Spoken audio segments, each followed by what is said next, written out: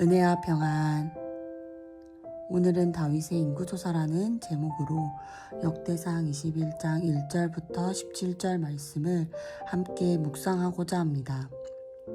이번 큐티를 준비하며 저는 본문을 읽은 중 여러 의문들이 생겼고 그 의문을 하나씩 풀어가며 말씀을 깊이 묵상했습니다. 가장 큰 의문은 이것이었습니다. 요압도 말리고 하나님도 악하게 여기시며 다윗 스스로도 큰 죄라고 고백한 이 인구조사를 왜 다윗이 실행했을까? 3절에서 요압은 다윗에게 간청합니다. 어찌하여 이 일을 명령하시나이까? 어찌하여 이스라엘을 범죄하게 하시나이까?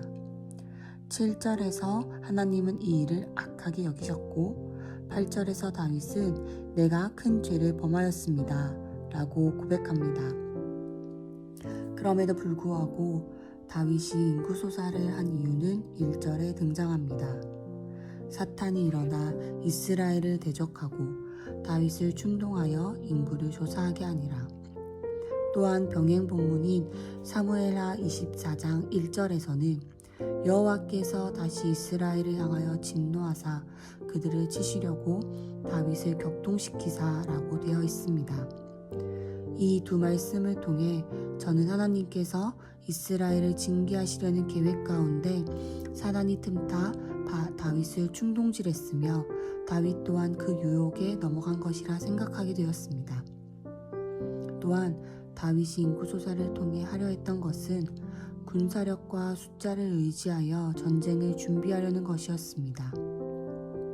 이는 전쟁의 승패를 하나님께 맡기기보다는 자신의 준비와 힘으로 해결해 보려는 교만한 마음이었고 이것이 하나님의 진노를 사게 되었습니다.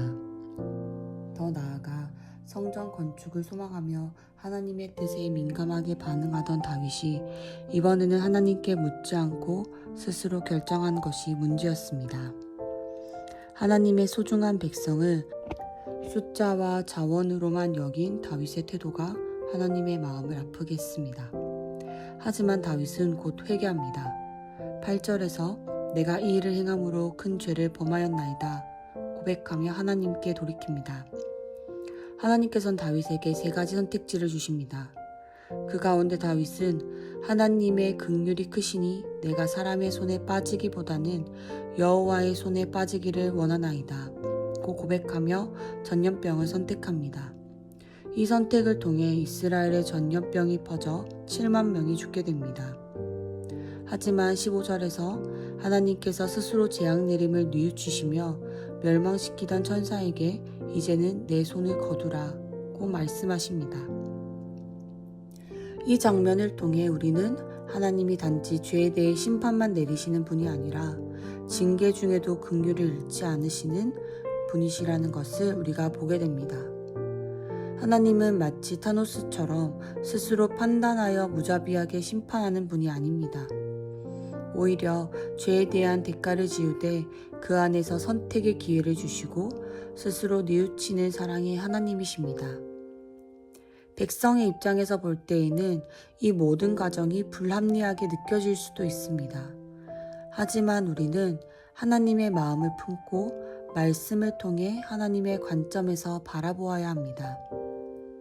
한 사람 다윗의 죄로 7만 명이 죽임을 당하는 사건 속에서도 하나님은 여전히 그 백성을 사랑하셨고 다윗을 향한 긍휼의 마음도 거두지 않으셨습니다.